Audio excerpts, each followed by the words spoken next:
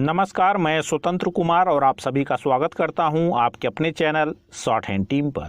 तो दोस्तों, आज के इस वीडियो में रामधारी सिंह गुप्ता खंड 2 के प्रतिलेखन संख्या 6 के डिक्टेशन को हम लोग लेने वाले हैं।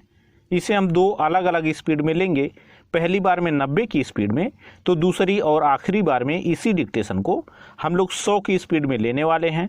लेकिन अगर आपको ये नहीं पता है कि इसे संकेत लिपि में किस प्रकार से लिखा जा सकता है, यानी इस प्रतिलेखन के प्रत्येक शब्द की आउटलाइन क्या होगी, तो आप हमारे शॉर्ट हैंड टीम ऐप को जरूर डाउनलोड कर लें।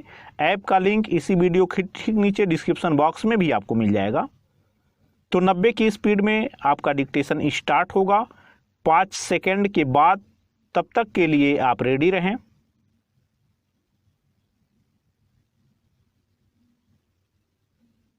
स्टार्ट। महोदय, बहुत बड़ा अंश अनुभव और लोगों की कही सुनी बातों से, देखे हुए दृश्यों से और कुल तथा समाज की परंपरा से प्राप्त होता है। सिनेमा इस सभी प्रकार के ज्ञान की प्राप्ति में सहायक हो सकता है, क्योंकि यह मनुष्य की दृश्य और श्रव्य अनुभूतियों के क्षेत्र को बहुत ही बढ़ा सकता है।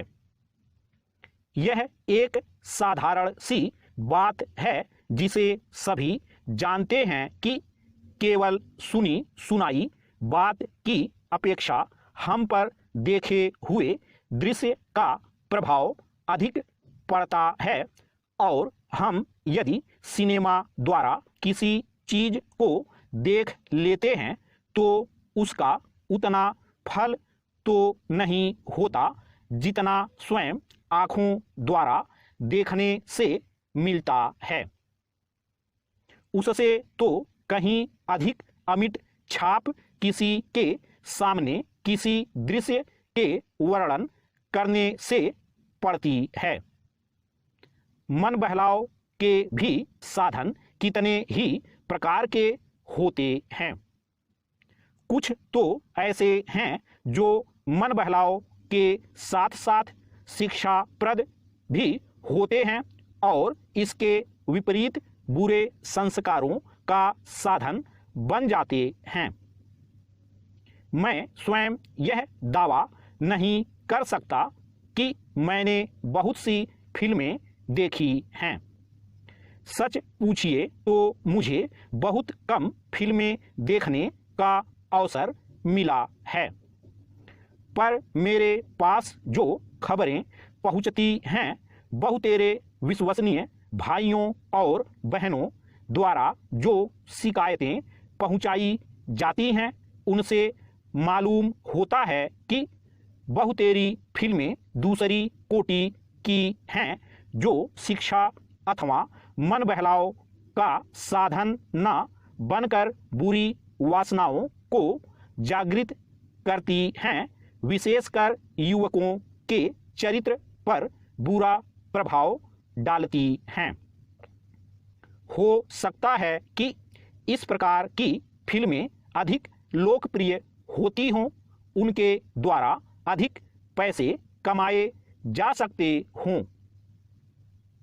कुछ लोग यह कह सकते हैं कि फिल्म निर्माताओं का काम ऐसी फिल्मों को बनाना है जो लोकप्रिय हों, क्योंकि वे एक प्रकार की मांग को पूरा करती हैं। पैरा। यह भी कहा जा सकता है कि फिल्मों का ध्येय मन बहलाव ही है। उसको तो तभी सफल मानना चाहिए जब फिल्में उन लोगों का मन बहला सकें जिन लोगों के लिए बनाई गई हों। ये सब बातें बहस के रूप में कही जा सकती हैं, पर मैं चाहूँगा कि कोई भी सिनेमा हो अथवा फिल्म के बनाने वाले हों, वे यदि अपना कर्तव्य समाज सेवा समझते हैं, और उन्हें ऐसा समझना भी चाहिए, तो उन सब के लिए ये सब बातें यदि अग्राह्य नहीं तो गौण अवश्य हैं और उनका मुख्य उद्देश्य तो सेवा ही होना चाहिए। पैरा, सेवा तभी तक सेवा रहती है जब तक वह सेव्य का हित करे, ना कि उसे गिराए।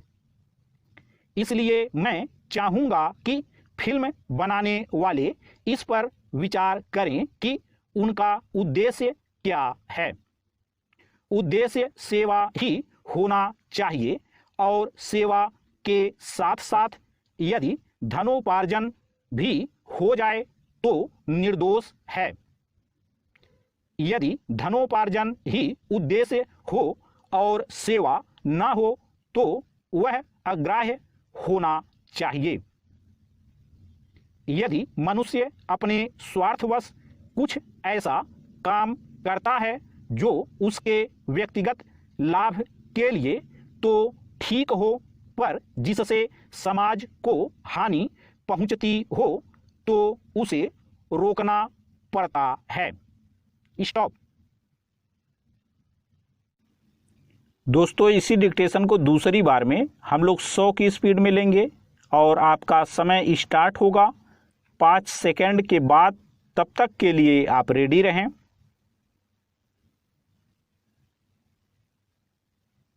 स्टार्ट। महोदय, बहुत बड़ा अंश अनुभव और लोगों की कही सुनी बातों से, देखे हुए दृश्यों से और कुल तथा समाज की परंपरा से प्राप्त होता है। सिनेमा इस सभी प्रकार के ज्ञान की प्राप्ति में सहायक हो सकता है, क्योंकि यह मनुष्य की दृश्य और श्रव्य अनुभूतियों के क्षेत्र को बहुत ही बढ़ा सकता है। यह एक साधारण सी बात है जिसे सभी जानते हैं कि केवल सुनी सुनाई बात की अपेक्षा हम पर देखे हुए दृश्य का प्रभाव अधिक पड़ता है, और हम यदि सिनेमा द्वारा किसी चीज को देख लेते हैं तो उसका उतना फल तो नहीं होता जितना स्वयं आँखों द्वारा देखने से मिलता है। उससे तो कहीं अधिक अमिट छाप किसी के सामने किसी दृश्य के वर्णन करने से पड़ती है। मन बहलाव के भी साधन कितने ही प्रकार के होते हैं। कुछ तो ऐसे हैं जो मन बहलाव के साथ साथ शिक्षाप्रद भी होते हैं और इसके विपरीत बुरे संस्कारों का साधन बन जाते हैं। मैं स्वयं यह दावा नहीं कर सकता कि मैंने बहुत सी फिल्में देखी हैं। सच पूछिए तो मुझे बहुत कम फिल्में देखने का अवसर मिला है, पर मेरे पास जो खबरें पहुंचती हैं, बहुतेरे विश्वसनीय भाइयों और बहनों द्वारा जो शिकायतें पहुंचाई जाती हैं, उनसे मालूम होता है कि बहुतेरी फिल्में दूसरी कोटि की हैं जो शिक्षा अथवा मन बहलाव का साधन न बनकर बुरी वासनाओं को जागृत करती हैं, विशेषकर युवकों के चरित्र पर बुरा प्रभाव डालती हैं। हो सकता है कि इस प्रकार की फिल्में अधिक लोकप्रिय होती हों, उनके द्वारा अधिक पैसे कमाए जा सकते हों। कुछ लोग यह कह सकते हैं कि फिल्म निर्माताओं का काम ऐसी फिल्मों को बनाना है जो लोकप्रिय हों, क्योंकि वे एक प्रकार की मांग को पूरा करती हैं। पैरा, यह भी कहा जा सकता है कि फिल्मों का ध्येय मन बहलाव ही है। उसको तो तभी सफल मानना चाहिए जब फिल्में उन लोगों का मन बहला सकें जिन लोगों के लिए बनाई गई हों। ये सब बातें बहस के रूप में कही जा सकती हैं, पर मैं चाहूँगा कि कोई भी सिनेमा हो, अथवा फिल्म के बनाने वाले हों, वे यदि अपना कर्तव्य समाज सेवा समझते हैं और उन्हें ऐसा समझना भी चाहिए, तो उन सब के लिए ये सब बातें यदि अग्राह्य नहीं तो गौण अवश्य हैं और उनका मुख्य उद्देश्य तो सेवा ही होना चाहिए। पैरा, सेवा तभी तक सेवा रहती है जब तक वह सेव्य का हित करे, ना कि उसे गिराए। इसलिए मैं चाहूंगा कि फिल्म बनाने वाले इस पर विचार करें कि उनका उद्देश्य क्या है। उद्देश्य सेवा ही होना चाहिए और सेवा के साथ साथ यदि धनोपार्जन भी हो जाए तो निर्दोष है।